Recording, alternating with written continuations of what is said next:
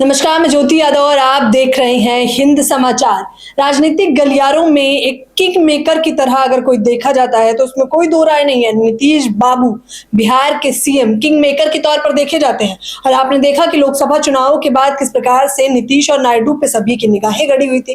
तमाम सवाल थे, तमाम आरोप प्रत्यारोप है। अब विधानसभा के चुनाव भी आने वाले हैं। इस बीच में सबसे जरूरी बात है, जेडीयू के दिल्ली प्रदेश अध्यक्ष शैलेंद्र कुमार इस वक्त हमारे साथ मौजूद हैं। सर, स्वागत करना चाहूंगी। धन्यवाद। कैसे देख रहे हैं? किंग मेकर की तरह उन्हें देखा जाता है, लेकिन उन पर पलटू राम का आरोप भी लगाया जाता है। उनको कैसे जवाब देना चाहिए? देखें, किंग मेकर तो नहीं कहेंगे हम। डेमोक्रेसी है, प्रजातंत्र है। प्रजातंत्र बनाने में पार्टी की भूमिका जरूर रही है और पहले से चूंकि अलायंस था और साथ में भाजपा और जनता दल यूनाइटेड दोनों मिलकर चुनाव लड़े थे, इसलिए सरकार बनाने में भी जनता दल यूनाइटेड की अहम भूमिका है। इसमें कहीं कोई दो मत नहीं है। लेकिन उन पर आरोप लगता है कि उन्होंने ही इंडिया गठबंधन बनाया, लेकिन वही इंडिया गठबंधन से क्यों चले गए? ये बात ठीक है कि उन्होंने, क्योंकि उनका लोगों के नजरों में सम्मान बहुत ज्यादा है। उन्होंने देश के जितने दल हैं, जितने मुख्यमंत्री हैं, सभी को एक मंच पर लाया, एक मंच पे बिठाया और लोग सभी को एक मत किया। लेकिन मीटिंग सीट शेयरिंग की थी, मीटिंग पार्टी को एस्टेबल करने की थी, लेकिन उसमें कुछ लोगों ने प्रधानमंत्री की नामों की घोषणा करने लग गए। बात तो वहीं से बिगड़ गई और इन्होंने जितना मेहनत किया था किसी ने नहीं किया था। इंडिया का आप समझ लें कि इनके द्वारा ही पूरा का पूरा ये किया गया था, निर्माण किया गया था। उसके अगर जन्मदाता कहें तो नीतीश कुमार जी ही थे, लेकिन बाद में इन्हीं को लोगों ने इग्नोर किया।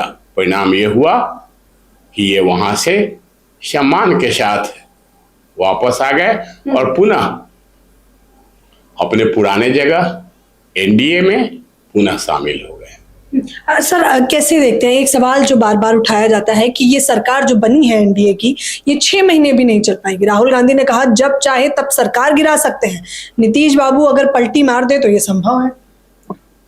मैं इतना ही बता दूं आपके चैनल के माध्यम से कि अब ये सरकार माननीय राहुल गांधी जी का मुंगेरी लाल का स्वप्न समझा जाएगा, या कहें तो कोई अतिशयोक्ति नहीं है। अब किसी कीमत पर माननीय मुख्यमंत्री हमारे राष्ट्रीय अध्यक्ष नीतीश कुमार जी भाजपा से अलग नहीं हो सकते।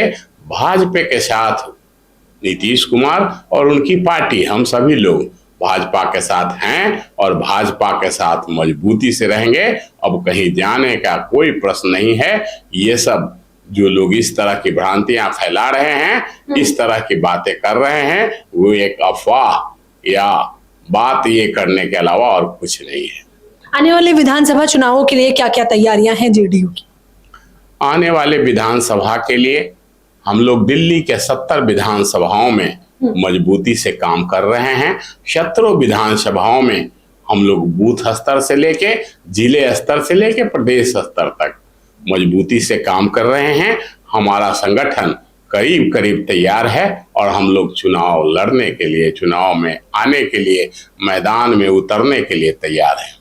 मुझे पता है कि हमारे आधे से अधिक दर्शक जो है SC ST OBC माइनॉरिटी समाज के हैं और मैं उन्हीं के लिए ये सवाल पूछना चाहूंगी, क्योंकि पता है कि बिहार में जातिगत जनगणना हो चुकी है। नीतीश बाबू ने जातिगत जनगणना कराई है, लेकिन सवाल ये है कि सब जगह जातिगत जनगणना कब होगी? नीतीश बाबू जातिगत जनगणना के समर्थक हैं। जैसा कि आप जानते हैं, न्यायालय के रोक के बावजूद भी बिहार में जातीय जनगणना करवाई गई और मजबूती से करवाई गई।